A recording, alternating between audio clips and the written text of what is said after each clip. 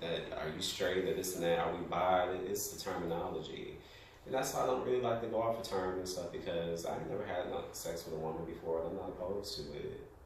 You know? I don't even be fucking niggas like that no more. So but you understand what I'm saying though?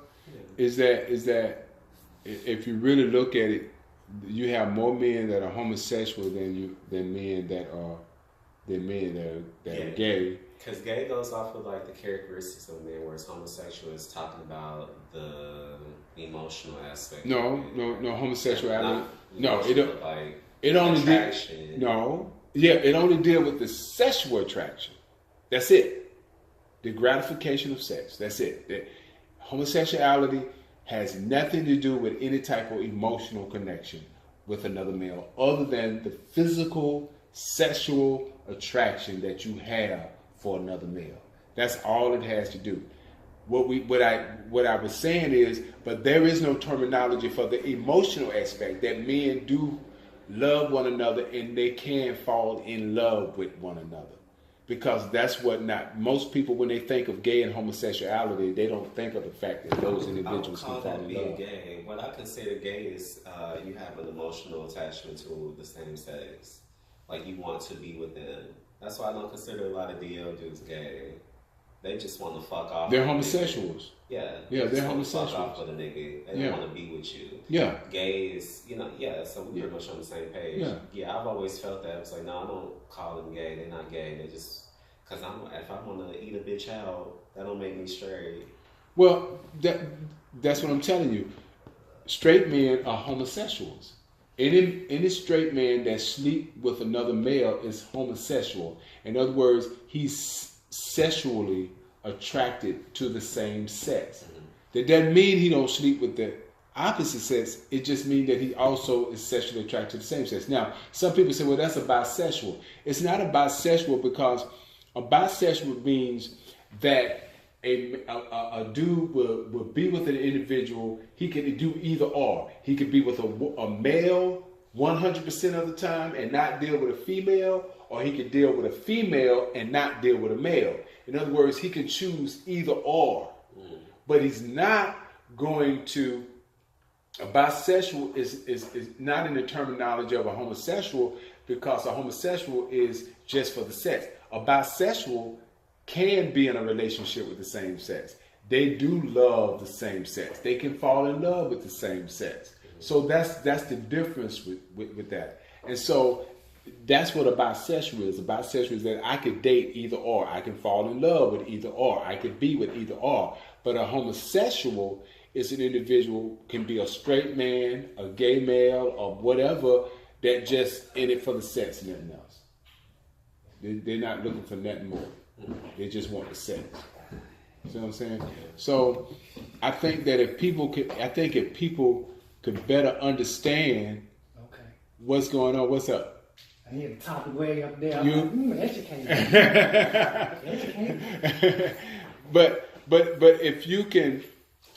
if people can really begin to focus on what these terms mean, they can better understand individuals. If women understood what most of the terms mean, they can better understand the individuals, because they be trying to figure out, ever since that book, there was a book that came out about DL men, and women started reading this book about DL men, and ever since they started reading it, they started checking their dudes. If they dude gonna be trying to kick it with this dude for a while, why you going over here? Why you hang with your friend too much? They start checking their dudes, and if they start checking their dudes, because they start running niggas off, right, and they don't understand. Right. You don't. What she doesn't understand is that dude could generally love the hell out of you, but he also have a sexual attraction for another man. It doesn't mean he want to be with the dude. He may just have a sexual attraction. Her ass 24/7. That's true. That's like, I don't know. It's a lot of shit like that. Too much emphasis is put on, in my opinion, and that's like one of them. Like, I really don't see why you need to have all these different characteristics and terminology and stuff to define somebody's attraction to Okay. same sex. I really just, honestly, I don't really support the gay community. I'm only involved with the gay community here in Atlanta because, I mean, I make money with them. And I don't know, it's just a lot of different shit that I haven't.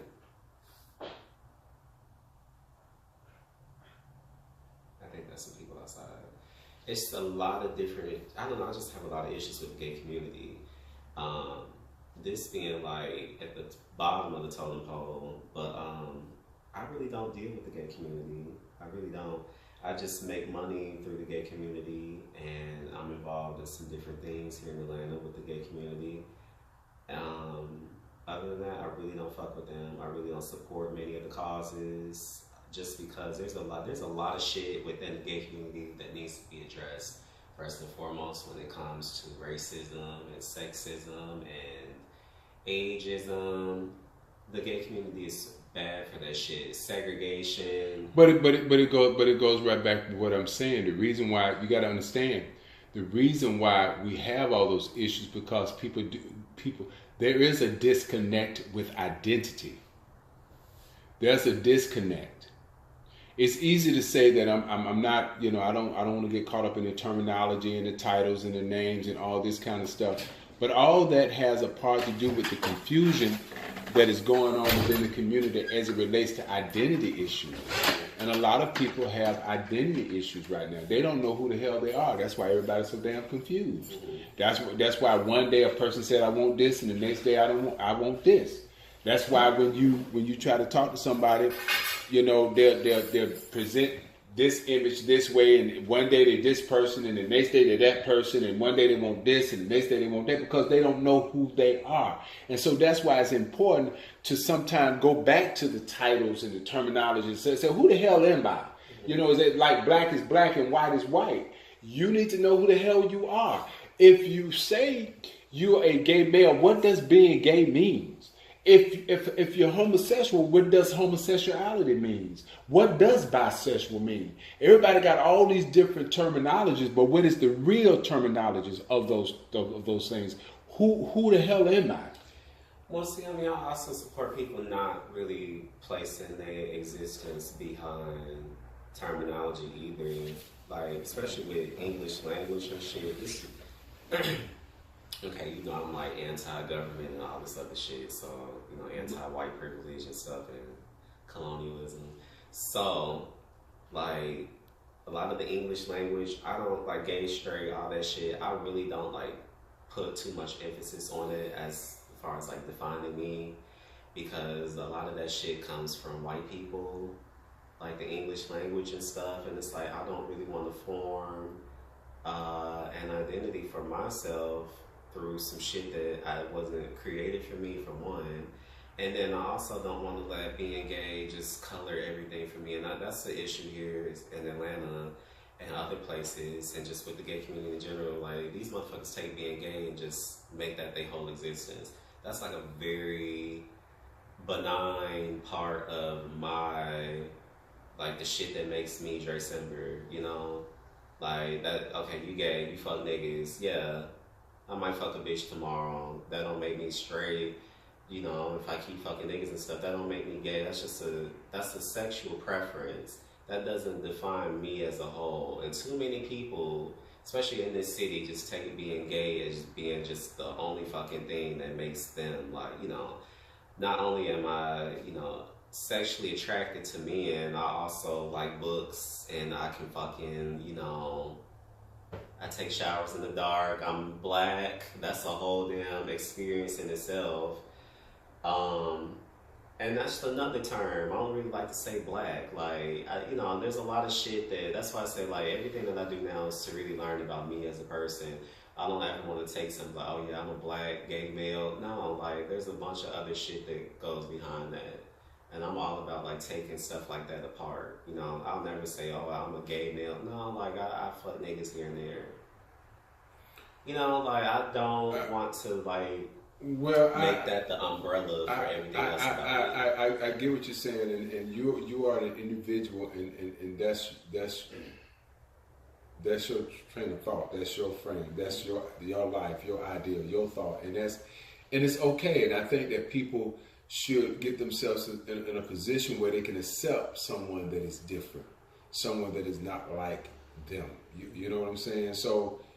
And you're going to have different opinions. That's what makes us unique, is that we do have different opinions about certain situations and certain things.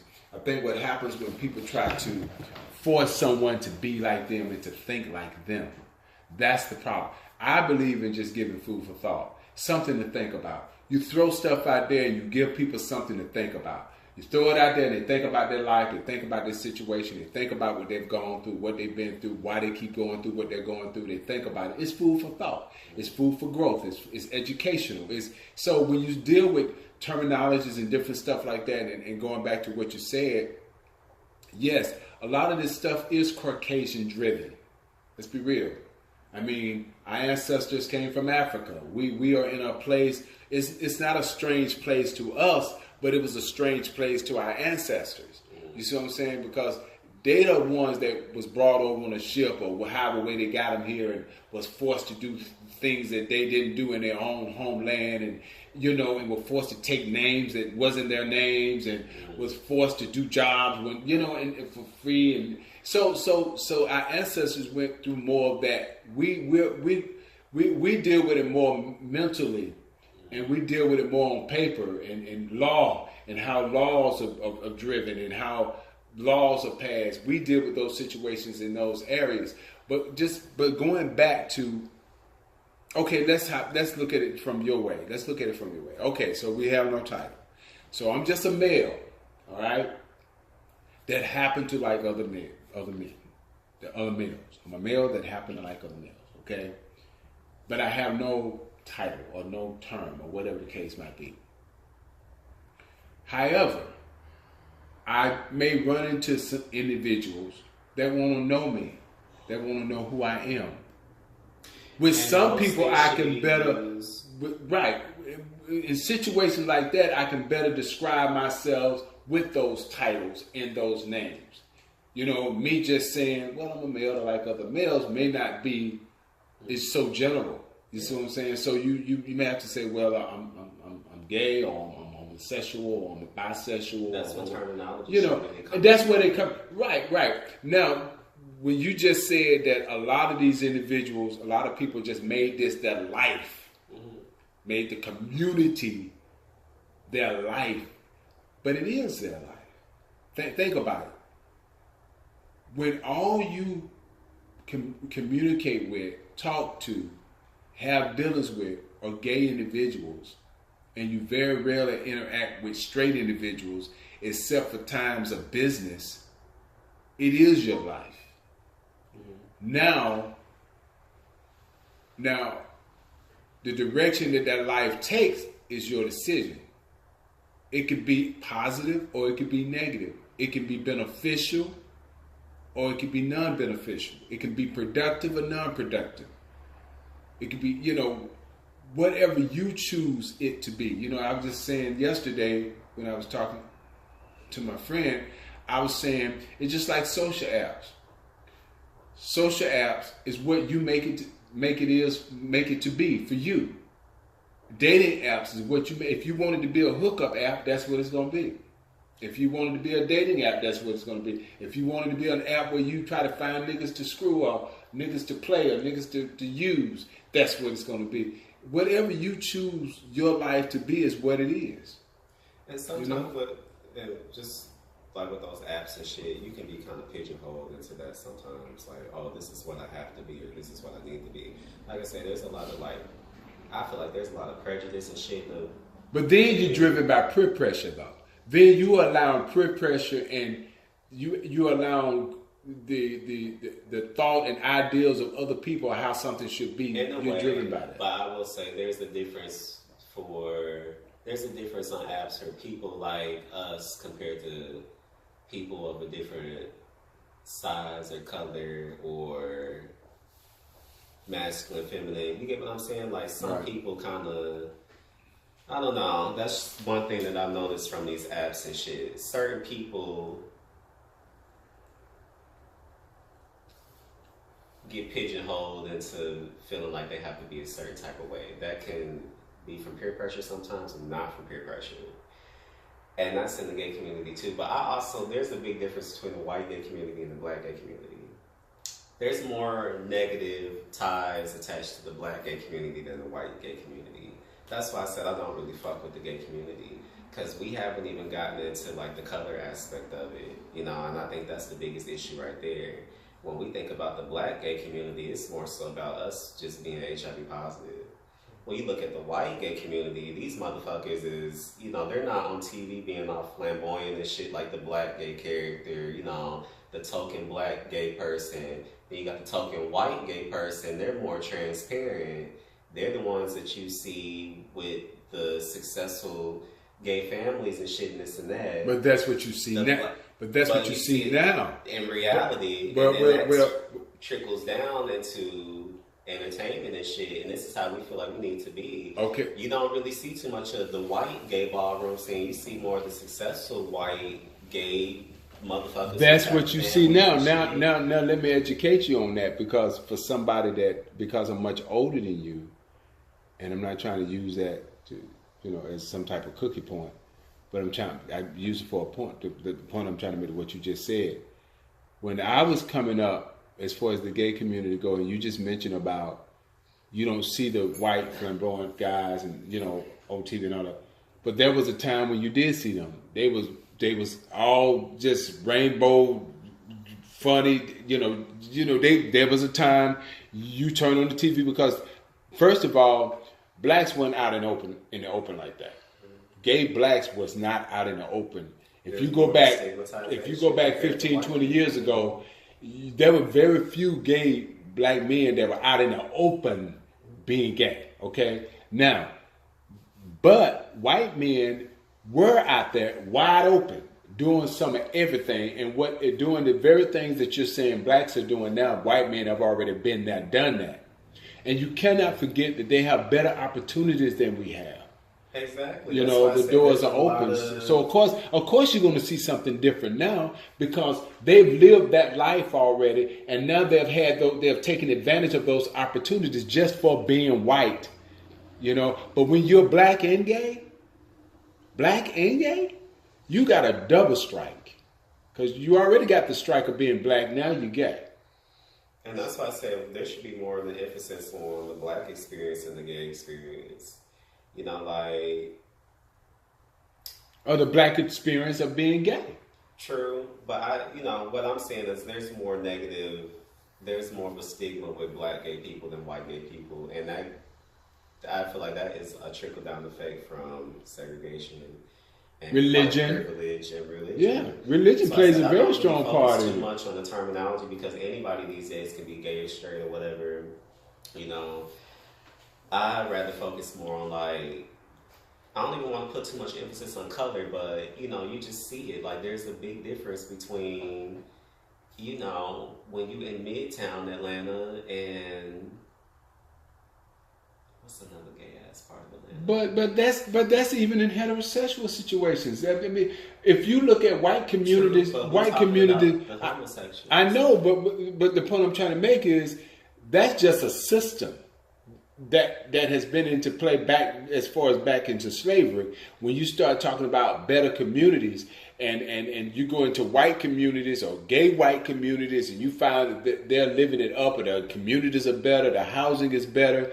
They get, businesses tend to flock to their communities when they start opening up, building houses and stuff like that. Just like this community right here where I live right now, in Kirkwood, Decatur, the Stone Mountain, all these areas here, like outside of Atlanta, you have mostly blacks living in those areas. But as soon as whites start coming back, because they're coming back because their parents lived in these areas before.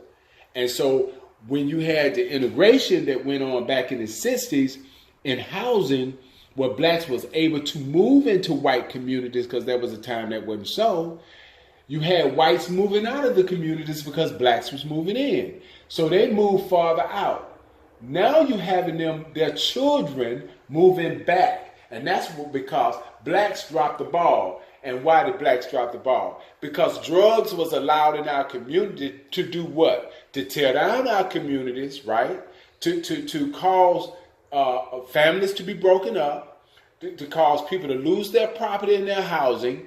And so now the Caucasians come back into the community and pay less for the house than what it was valued because of drug addiction. And a lot of the older people have died, and their children was on drugs.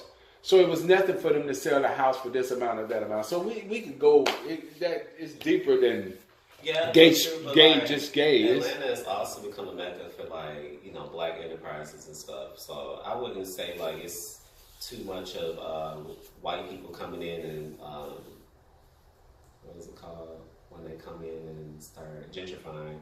It's not too much of like gentrification coming back because Atlanta really is big for black businesses and black enterprises and black startups, and it's the entertainment mecca, so it's bringing more people here, especially black people. So there are like a lot of very successful black businesses and stuff here. That's one thing that I do love about Atlanta. Like there are black businesses to support. That's true, but they don't last. We don't have longevity. Black businesses do not. When you start talking about Walmart, okay, I just use Walmart as a perfect example. That was started back in 1955, or Kmart, or Sears, all these businesses that were started 50 years, 100 years ago. They last 50 to 100 years. When black businesses start, I can name 3 black businesses that were started back in the 50s, like Bronner Brothers.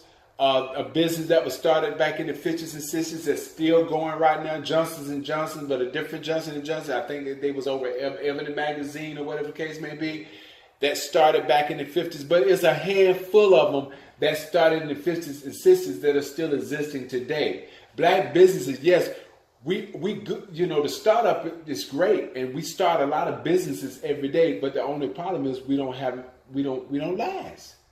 We don't take it from one generation to the next generation. The only thing that lasts is sports and music are the 2 areas where blacks, it has, have gotten money and keep it moving from one generation to the next. And even in situations like that, you got people coming up broke. Singers that you've been knowing they've been singing for 30 years coming up broke. Athletes that have been playing sports for 5-6 years. I'm talking about black coming up broke. Because they're not good business people. It's not so much about... No, because they hand it over to somebody else to handle their business. They're not good business people. Yeah. They hand their business over to somebody else. My dad is white, and he's taught me a lot of shit about business and stuff. Like, he started a lot of businesses. And you said your what now? My dad. Your dad is what? He's white. Your dad is white? Yeah. Oh, okay. Mm-hmm. Okay. And he's like an entrepreneur. So I watched him start like a lot of businesses and shit. Mm-hmm. He knows how to do a lot. Like, he's taught me a lot of shit. That's how I've been able to pretty much survive, like, doing what I do now. Like, a lot of the smarts that he gave me and how we grew up and shit. But I don't know. Like, when it comes to the business aspect of things, yeah, I really do wish that black people could be on the higher totem pole compared to other minorities. Because, they call the black dollar what do they call it? I forgot what they call it. Because it only lasts, the black dollar only travels in our community for less than, I think it's 48 hours. They call it the liquid dollar, if I'm correct. That was a term that they had for it. But, yeah, that's another problem. Our money does not stay in our community. We take our money out of our communities. I mean, because that's what we've been programmed to do. But then you got people, foreigners and stuff that put businesses in our community, so our money still go out of our community because you got Asian restaurants. Because African Americans were the only people who were transplanted from where we originally were from. Whereas you go to Arabia and shit, in Saudi Arabia and Dubai and stuff, they know how to stick together and shit. They take that shit what they know from their country and bring it over here, and they learn how to use it against the white people, or are just as good with it as white people, just like Japanese people and Koreans and stuff. They find the market. Even the Africans come over here and do pretty damn good. African Americans, I call us the GMO black people. We the genetically modified motherfuckers. We the ones who suffer over here. Right. Africans come over here and do pretty good. Jamaicans. Saudi Arabians, Jamaicans, because they were taught this shit in their own countries. Right. We go off, what were we taught? We were taught European shit. So my whole thing now is like breaking. We don't know shit about. We go to Africa because that's what because the system was set up so we wouldn't know anything. That's why our businesses don't do too good, because we're going off of white principles, and white people are only going to teach us so much. They're not. The game is to be sold and not told. They're not going to tell us too much so that we can overpower them. And this ain't even me being racist and nothing. Half my family fucking white. But when you get older and you start to see shit, you see how stuff rocks. Africans are doing very good in Africa. Saudi Arabians are doing very good over there. They bring that shit over here to make more money. Mm-hmm. You don't go to no gas station, there ain't no damn towel head in the bag. You don't go to no African spots and shit, there ain't nobody with a thick ass African accent behind the counter. Mm-hmm. You ain't going to no Korean hair shops and shit, and ain't somebody from Japan or Korea over there. That's right. But guess what? Niggas like to rob each other and shit and tear down stores and this and that, and limit the opportunities that we can create for ourselves, going off of what the next nigga think and this and that. It's sad. Like, African Americans are the only people who suffer in America because we are not. This is not our shit. This is the white people shit. We're better off doing business in Europe. Saw a lot of black businesses in Europe. There's like a big ass melting pot over there that I never even knew anything about. And then I came back to this shithole and I was like, well, damn. So cities like Atlanta and North Carolina and Richmond, Virginia, and where it's predominantly black, like, these are places that will actually help us, because there really ain't shit going on elsewhere for black people, like, on a large scale. That's why a lot of motherfuckers flock here. A lot of gay people come here to be gay, which is cool, because other parts of the world, you can't really be free to be yourself here. Like, I can walk down the street and shit like this, and motherfuckers are asking me for my phone number, compared to other places where niggas getting beat up. And getting killed and cut and shot. So it's like, there's a lot of freedom here. It's just, people have taken that shit and just kind of not really abused it. They just, went very fucking overboard with the delicacies here. I'll just say that. Well, I'm glad we had this conversation. It's a good conversation. That's why I recorded it.